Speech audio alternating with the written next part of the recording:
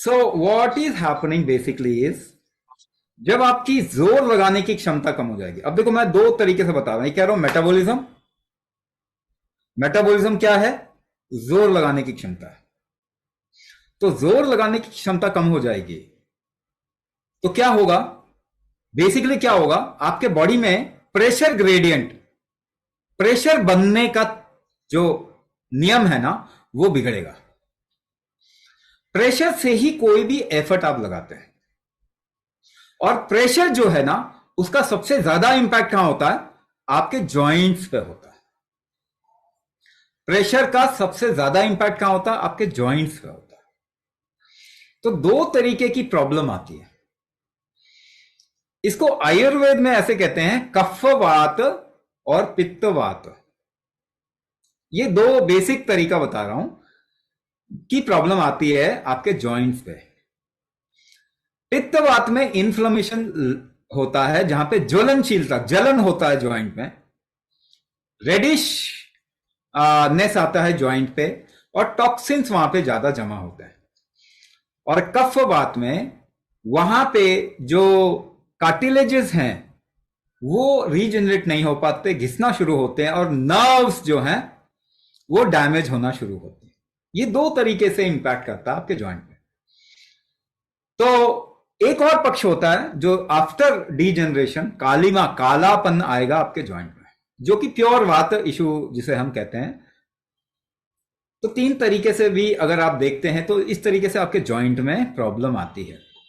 तो हर एक बंदे की ना प्रकृति अलग होती है, उसके हिसाब से उसको एक पर्टिकुलर तरीके का प्रॉब्लम आएगा। जैसे न्यूरोमस्कुलोस्केलेटल प्रॉब्लम कहते हैं, तो नर्वस सिस्टम बेसिकली कफ है आपके शरीर का, मसल पित्त है, और जो हड्डियां हैं वो वात पक्ष है। ये तीनों मिलके काम करती हैं। हड्डियां अलग से काम नहीं करती, नसें अलग से काम नहीं करते, मसल अलग से काम नहीं करते। ये तीनों जब मिलते हैं तभी काम करते हैं। तो इनमें से कोई भी प्रॉब्लम आएगी तो सबसे ज्यादा इंपैक्ट आपको अपने जॉइंट्स पे देखने को मिलेगा। ये प्रॉब्लम अलग अलग होती है अलग अलग इंसान की, जैसे इसीलिए हम डायग्नोस करते हैं। डायग्नोस करके हमको पता चलता है कि इस पर्टिकुलर ह्यूमन में दोष किस तरीके का है, तभी हम उसके हिसाब से कस्टमाइज करते हैं उस पूरे के पूरे मॉड्यूल को। अब क्या इसको ठीक करना है? अपने शरीर के प्रेशर ग्रेडियंट को आप कैसे ठीक कर सकते हो, जिसे हम वात कहते हैं? कैसे ठीक कर सकते हैं? बहुत सारे एग्जाम्पल और मैं आपको प्रूफ दे सकता हूं कि अगर स्टिफनेस है आपके शरीर में, जॉइंट में स्टिफनेस जिसे कहते हैं, वो बेंड नहीं हो पा रहे ठीक से, ज्वलनशीलता नहीं है, स्टिफनेस है, तो ये कफवात दोष आता है। आपके शरीर में गर्मी थोड़ी सी भी बढ़ेगी तो ये ठीक हो जाएगा। तो कई लोग हैं जिनके पूरे जॉइंट स्टिफ होते हैं सुबह सुबह, और थोड़ा चलने के बाद में वो खुलते हैं क्योंकि गर्म होता है शरीर। दूसरा ऐसा है जिनमें ज्वलनशीलता होती है, जलन होता है।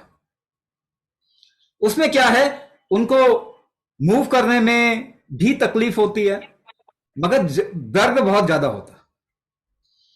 अब ऐसे में अगर ठंडा करेंगे शरीर को, वहां पे थोड़ा सा प्रेशर डेवलपमेंट करेंगे, टॉक्सिन्स रिमूवल वाला पार्ट करेंगे, तो आराम मिलता है। अब कुंभक जो है ना, वो ही वात को कंट्रोल करता है आपके शरीर में।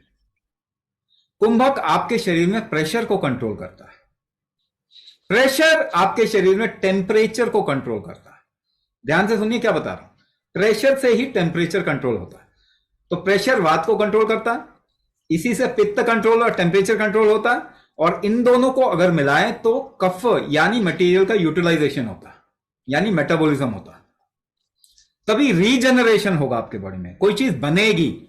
घिस तो रही है मगर बन भी तो रही है, बचपन में बन रही थी ना, अब क्यों नहीं बन रही?